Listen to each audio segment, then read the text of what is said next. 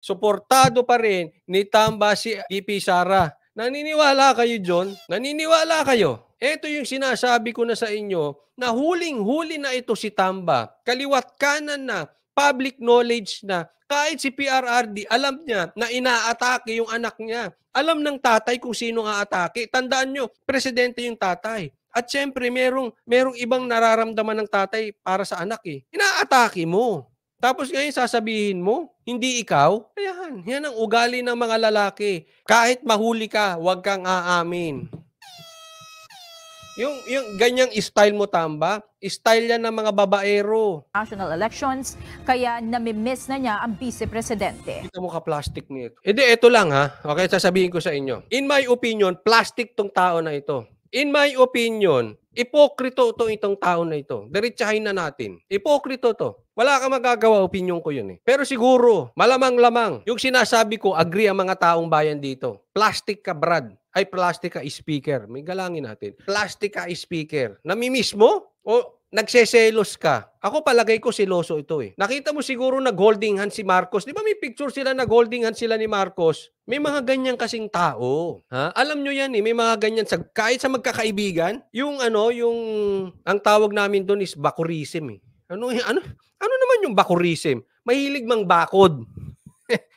Sa grupo, kahit magkakaibigan kayo, kahit puro lalaki, lalo na kung may lalaki at babae, babakuran niya yung isa. Type ko yan. Lumayo-layo ka dyan. Ha? Sige, subukan mong lumapit dyan. May ganon. Mahilig.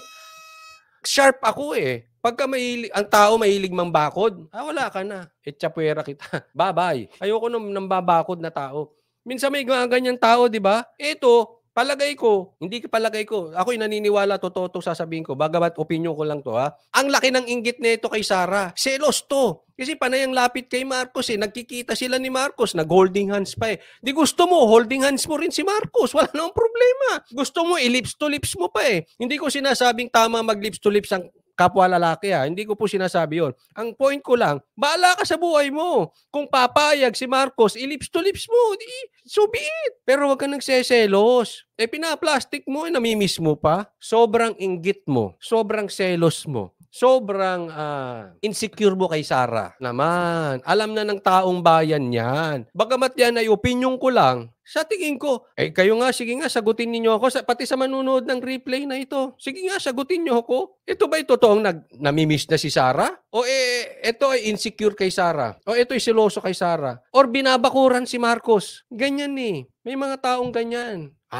Titingnan niya yung galawan ng kanilang leader, babakuran. Naku, tigil-tigilan mo. Bakuran mo yung nasa likod mo. Kayo magkabrad. Inom lang ako. Namimiss pa. Sus! Tumindi ang usap-usapan sa lahat ng relasyon ng dalawa ng tanggalan ng alokasyon ng confidential funds ang tanggapan ng OVP at ng Department of Education.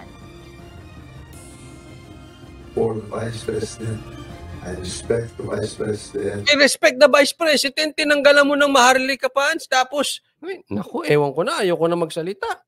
As my Vice President, as my Secretary of Education, she has my full support. As my Vice President, I respect. As my Secretary of Education, I respect. Ganon ang ibig niya sabihin. She has my full support. Really? Kinakalaban niya yung mga rebelde. Tinanggalan mo ng Maharlika funds, paano nagkaroon ng support mo? Huwag mong sabihin, wala kang kinalaman na tinanggalan mo ng Maharlika funds, ng confidential funds si Sara. Hindi pala, Maharlika pala sa inyo yun eh.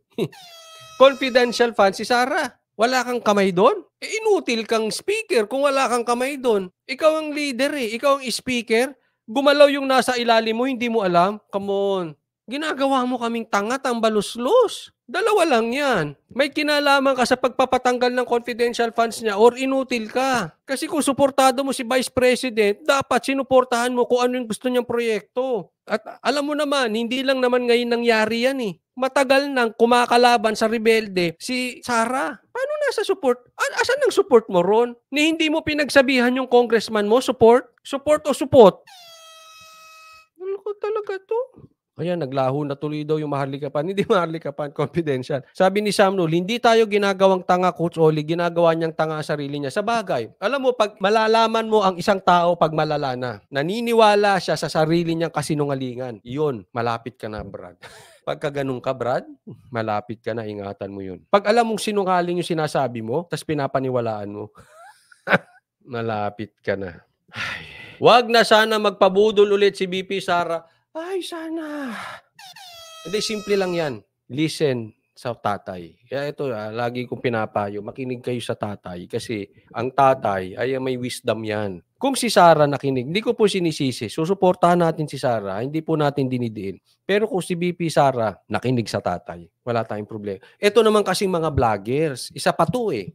Well, anyway, nabudol din daw. Ginatungan nyo pa si BP Sara. Instead na kinausap ninyo. Oh, ma'am, sabit yan. Wag na dyan. Nagsalita si Tatay Digong. I'm talking about the DDS Wala ginatungan pa. But anyway, andyan na yan Ayoko nang sisihan.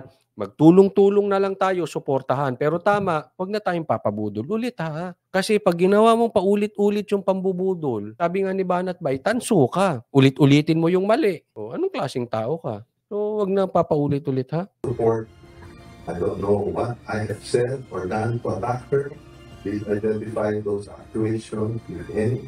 Please identify those accusations, if any. Ang dami na. Ang dami nag-live na vloggers. Na-live ko na rin yun. Ang dami mong yung accusations na yun. Di ba? Well, anyway, ikaw may hawak ng mic Di ba? Tapos nasa likod mo pa ata nasa gilid mo pa yung mga congressman mo, ang lakas mo. Pero tatandaan natin, kahit malakas ka sa presidente, kahit malalakas siyang nasa tabi mo, ang taong bayan hindi tanga. Yes, nabudol sila, pero malamang natuto na yun. Hindi na mabubudol ulit yun. Hindi natin sila masisisi kung sila ay hindi na naniniwala sa sinasabi mong yan. Sinuportahan si Sara. Kung nakikinig sa mga marites, mapunta yung dalawa dyan, talk to her. Doon po, nag-miss ko siya kasi dati, marami kami pagkasama. Grabe ka plastic ni itong tahan. Namimiss ko siya dahil dati lagi kami magkasama. Aroy. Pasensya na po, that is my opinion. Ka-plastic mo. Ka-ipokrito mo. Hindi, pasensya na po kung mali ako pero kayo na lang, kung manonood kayo ng replay, ilagay nyo nga. Naniniwala ba kayo sa sinasabi niya? Susuportahan niya si Sara, namimiss niya.